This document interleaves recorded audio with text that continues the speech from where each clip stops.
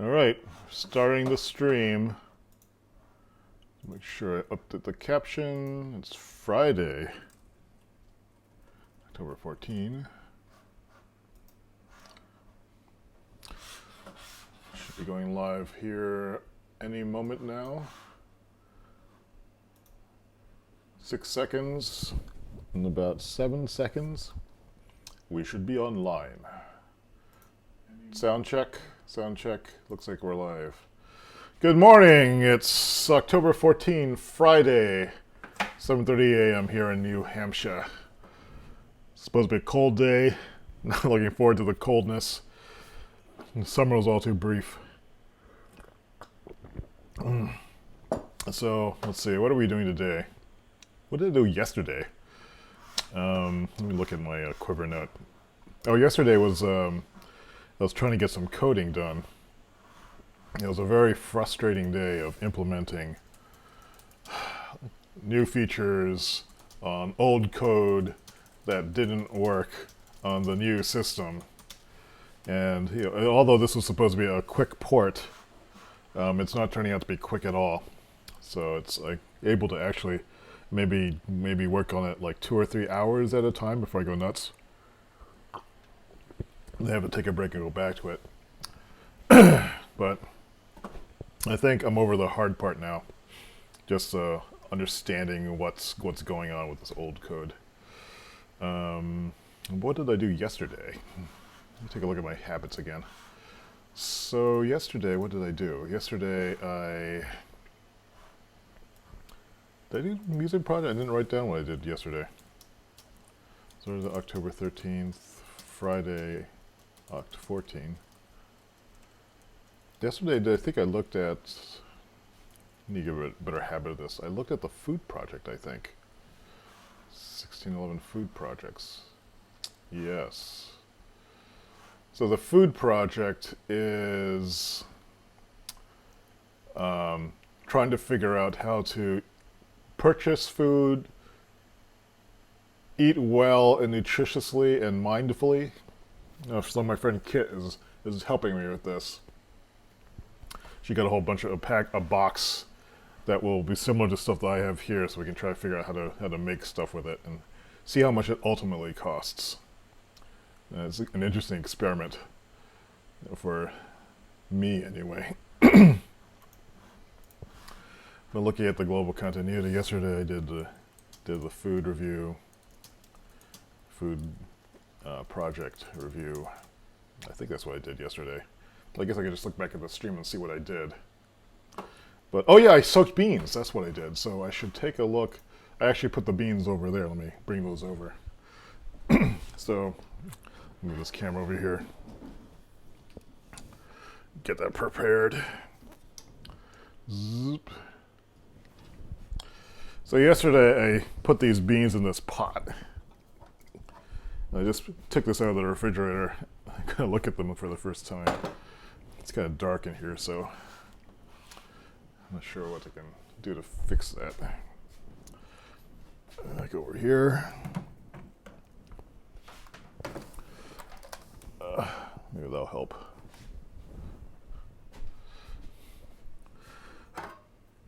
Whoa! Aux cam. So it might be too dark to see. Let me move this over. It looks like well, everything turned red. I guess they're red beans. Did they get bigger? I should have kept some dry beans around to compare. Do they crunch? I'm squeezing it hard to see if it collapses, but it's not. So the idea is to duplicate this. I mean, this is a pack of, this is from a prepared mix of Zatarain's red beans and rice. I think these are the same kind of red beans. They're not like the Asian red beans, which are sweet, or they taste different. So I wanted to see, because this is the commercial target. This is a mix. The mix itself costs like $1 or $2.79. It makes 4 to 6 servings.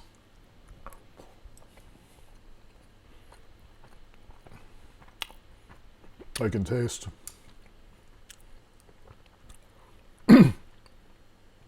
So this is, I have like some more frozen packets of this.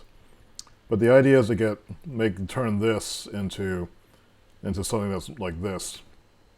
Tastes at least as good and it's much cheaper. And it tastes okay. I would describe it as being more, it's kind of salty. There's some pepper in it. I want to say cayenne pepper or something like that, something slightly hot. There might be tomato sauce in it. I don't think so though. Garlic powder or garlic. Mostly salt, garlic, and pepper is what I'm tasting.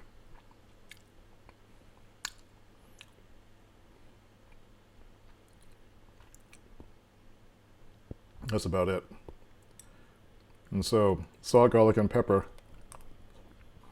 Maybe some onions are involved with somewhere. I think I taste some onions.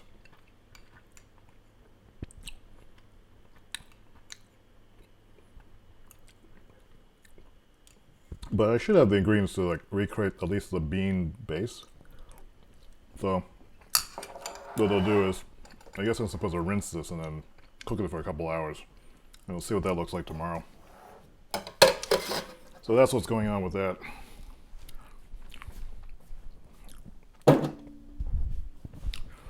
I guess I can just show and tell. I picked up Velvet number 2. I saw someone on Facebook post that they had picked up Velvet number 1, which I have. This came out in 2014 apparently. And I forgot what had happened. This is a story of, I guess like a field agent in the 1950s, U.S. intelligence agency, who becomes like this desk secretary. And no one knows what her capabilities really are, and then she goes and busts out and becomes awesome. Does awesome stuff. So I kind of liked the premise of it. And what else do we have? I guess that's about it that's been going on. So now I need to figure out what I'm going to do today. For today's 15-minute project push.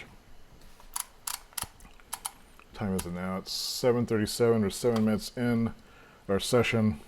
I have my coffee. I have beans. An explosive sounding combination. I guess we'll find out. Ugh. It is kind of nice to delay these streams by 30 minutes, which gives me some time to wake up. Although I'm probably going to fall asleep again. I went to sleep fairly late last night again. So I'm running on about 4 to 5 hours of sleep. And I really do need the 8 hours to go. Anyway. Could do music today. Or could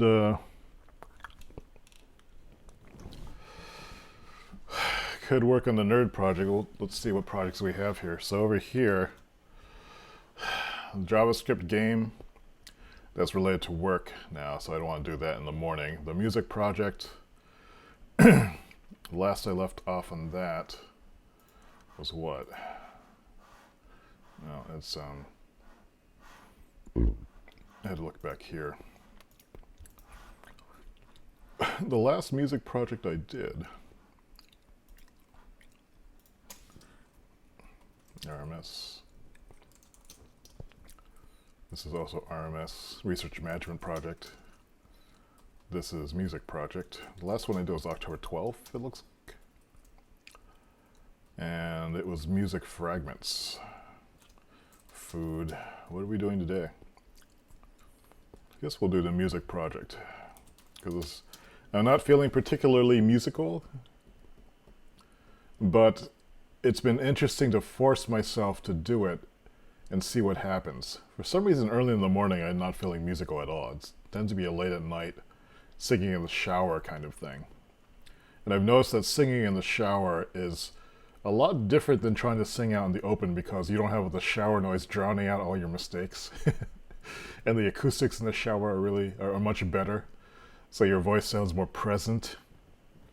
So maybe I could bust out the synthesizer and like jam things on it. So let's do that and just kind of see where this goes. So we're doing music today. And I'm gonna pull out the synthesizer, or not the synthesizer, this is just a MIDI controller.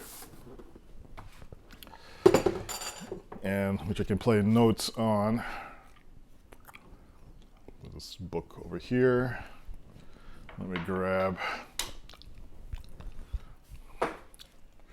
move this over here. Plug this in. Just plugs into USB. It's powered by USB, thankfully. And I have like this little dongle here. Plug into USB to the Mac. And it's Velcroed up in place. And of course, we need to run the software now, which is, where is it?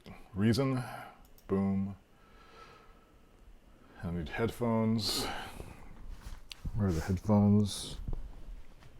Because the monitoring is coming out of the H5 that's over here.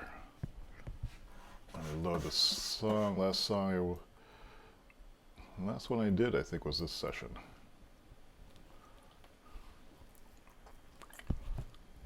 And can I hear anything? So these notes were from like sessions ago. So this is that's active. So if I want to play with that, I can mess with it. Is it feeding back? Yeah, it's feeding back. It says going into the stream. Just making sure that happens. So it's spent about a minute and 45 seconds setting up. Not bad. Plugging this into the headphone jack of my MacBook so I can actually hear this. Can I hear this? Yeah. So that's in place. All right. Now what? Why is it so hard? I guess it's because, why is it hard? I guess it's because I'm trying to come up with something to do while I'm on this camera. So maybe I need to shut out the camera from my head. Oh, that's interesting. Why does that sound different? It sounds more mellow than.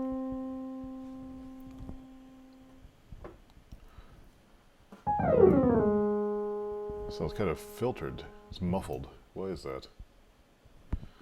Anyway, let's look at the, that's interesting. There's all these, okay, it's input 4 and 5. This is the ID8. There's some different pianos. They sound different? They don't sound different. Dance piano? Oh, that does sound different. I'm getting the aftertouch effect. Or maybe not. Vibes. Some delay. Did I do something there? Electric piano. Bass. What the heck? Finger bass.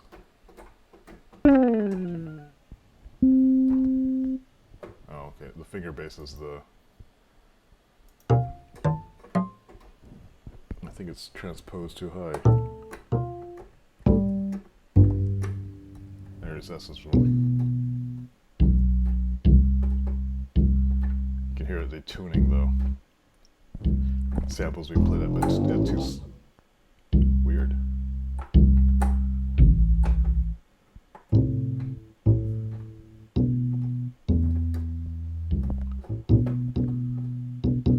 It's not a great sounding bass. So like slap bass.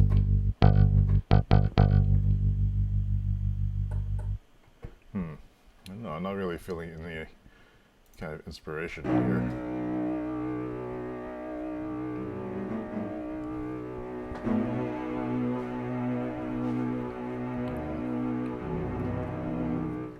I kind of want to have more of a keyboard now. They need to pull up the... That's interesting. So if I just press it down slowly, it comes in.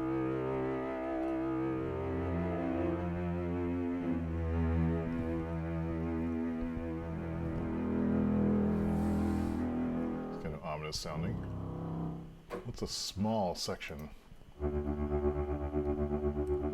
It's like violin is just strumming really quickly. That sounds terrible.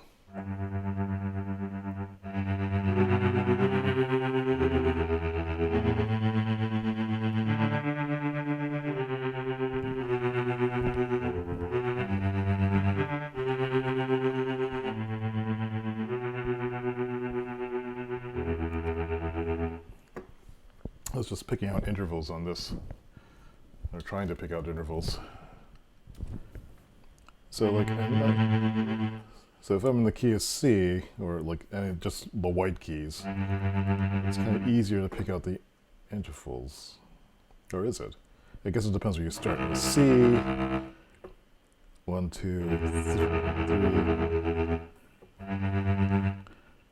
Okay, so the interval here says it's 1. This is a third, 1, 2, 3. This is a fifth, but the distance between the notes are different. This is a 1/2 step. It's like 1.5 steps versus 2 steps. So 1.5 steps versus 2 steps. Oh, wait, 2 steps would be here. Wait. 1, 2, 3, 4. And then 1, 2. So the triads, major triads, they have that note interval, but they always call them one. So it's an indirection. So maybe that's where I get screwed up. Because I keep thinking in terms of, I want the notes. Let me switch this to something that actually sounds like. Let's get the guitar sound.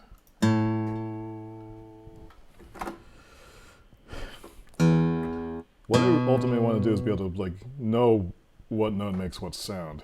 And I can sort of pick out relatively. So if I want to go down here, like down by a third, which sounds kind of like I guess a good intermediate step. That's like a 1, that's 1, 2, oh wait, 1, 2. And if I want to go down another third, that would be 1 here? No. 1, 2. Right. 1, 2.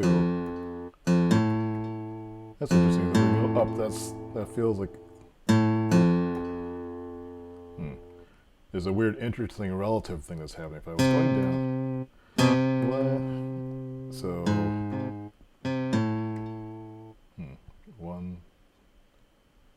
1, half a step. It's weird, I didn't expect it to happen. So if I wanted to go up a third, that would be... No. How does this work? 1, 2... Here there's 1, 2, 3, 4. 1, 2, 3, 4. 1, 2, 3, 4.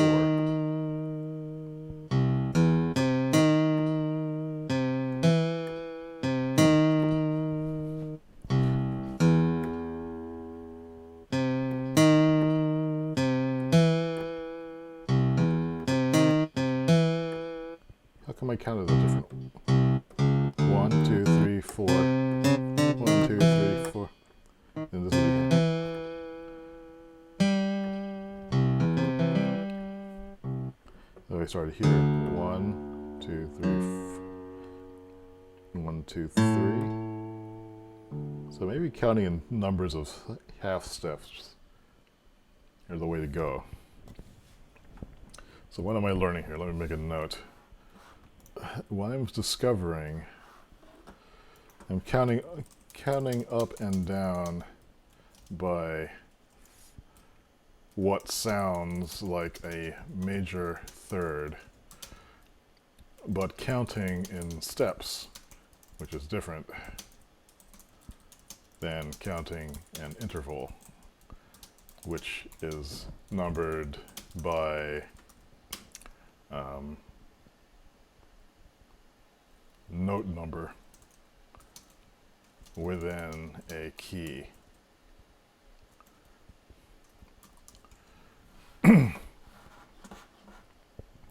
And that's, I guess, what's thrown me for a long time. So what's the relation between...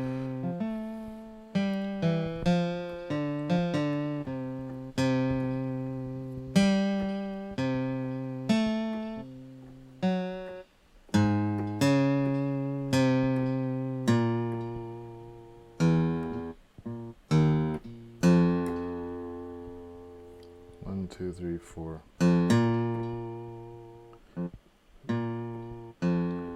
What's this? Is that the same as this?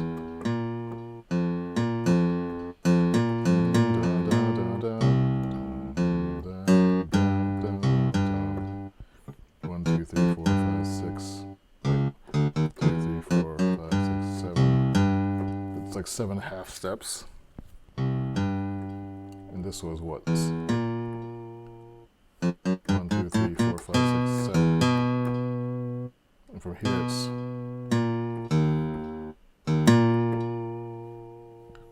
So I think the relative difference is, if I count in terms of half steps, that relationship seems to hold. So if I learn to count in steps instead of like thinking of these interval things, maybe that's easier. Is thinking in terms of counting half steps easier than thinking in terms of intervals within a key for chords? It seems more direct this way. And maybe it's easier to like see it. So 1 through 5, I said I would have to do this is not 1, 3, but how many notes are between it? There's 3 half steps. And then from here to here, there's 2. So that's 3, 2. And so it would be 4. That would be... So now I can kind of group visually. I wonder if that will actually work.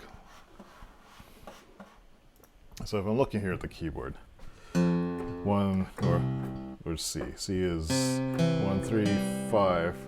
Key of C, major triad, 1, 3, 5. And it's 5 because the keys in here are 1, 2, 3, 4, 5, 6, 7, 8. But the actual sound relationship has nothing to do with these because these change.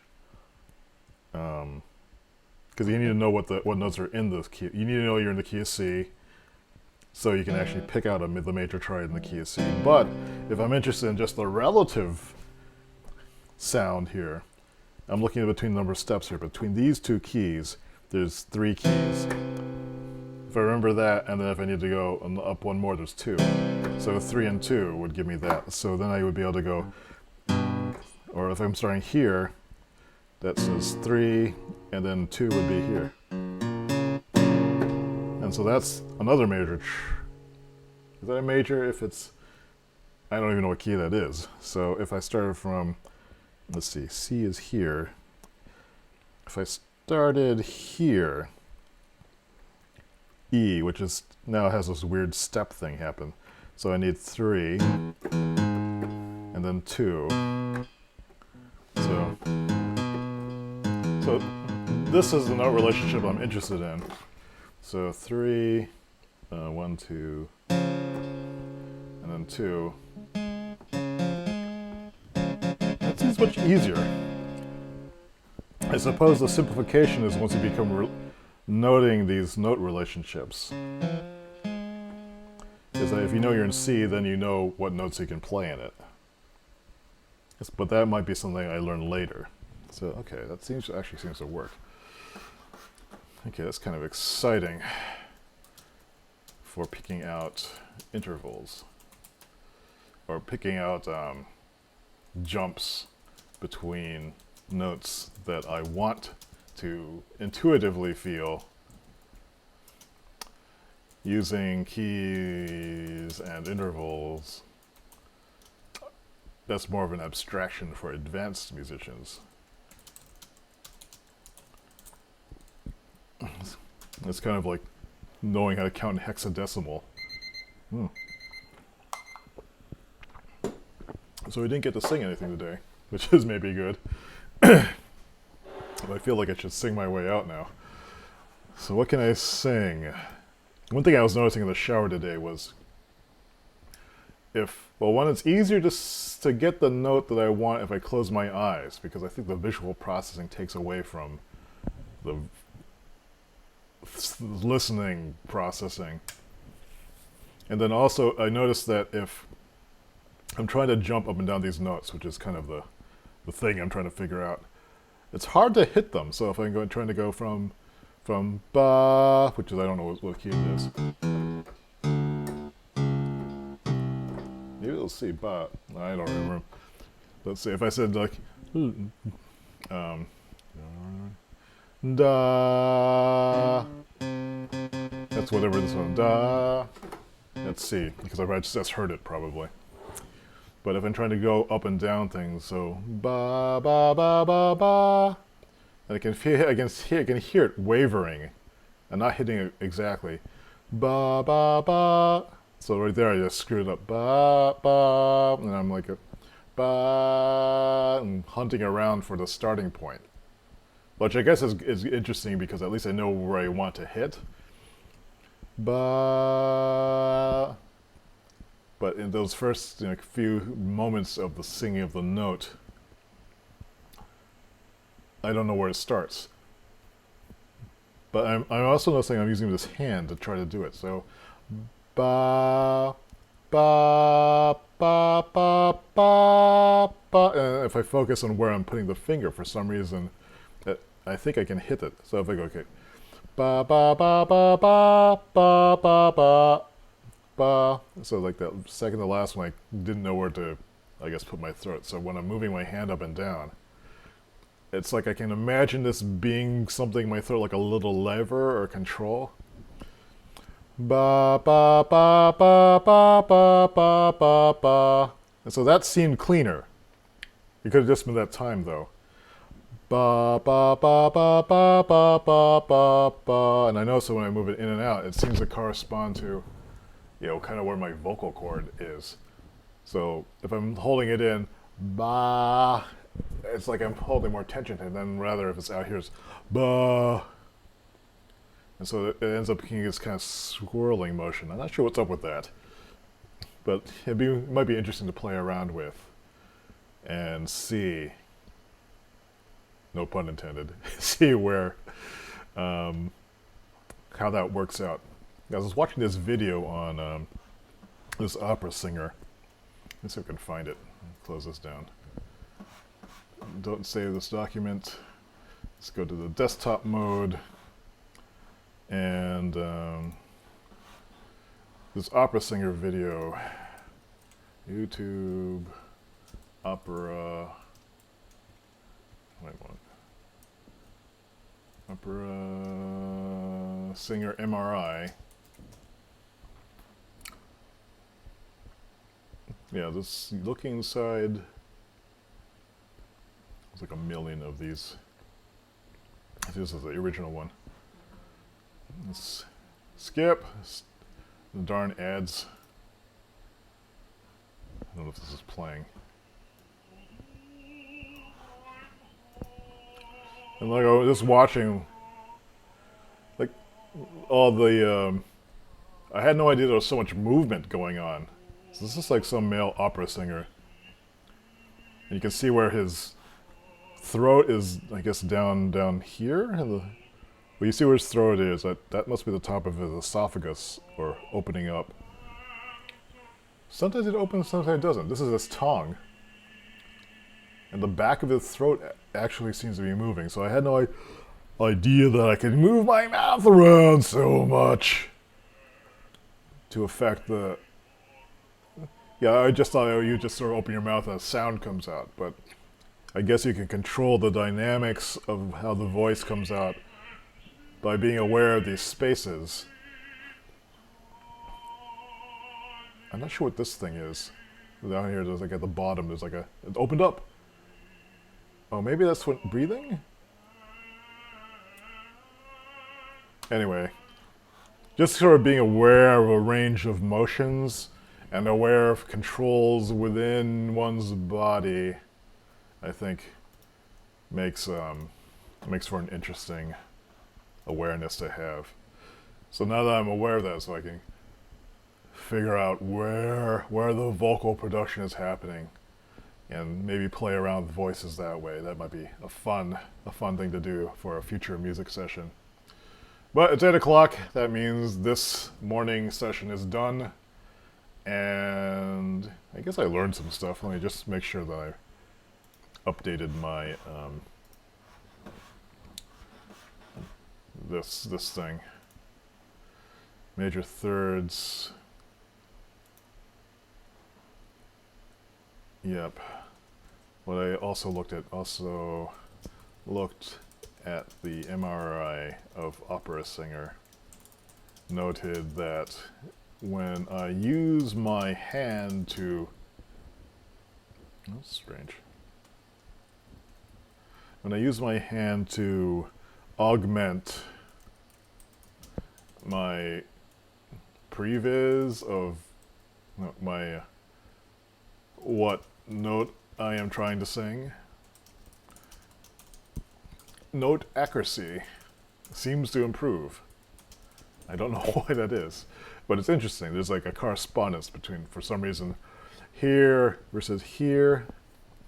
And I'm not sure if I'm being like even consistent with the way I'm picking these physical movements, but just the awareness of it seems to translate to an awareness of what I'm trying to do.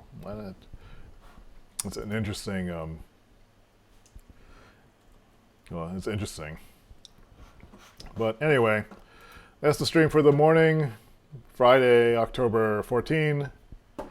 And I'm going to finish eating those beans and hopefully get like a good few hours of work done before I invariably fall asleep and take a nap because I am undersleeped yet again. So that's it. Have a good day. Have a good weekend. And I'll be back on Monday at 7:30 a.m. Bye.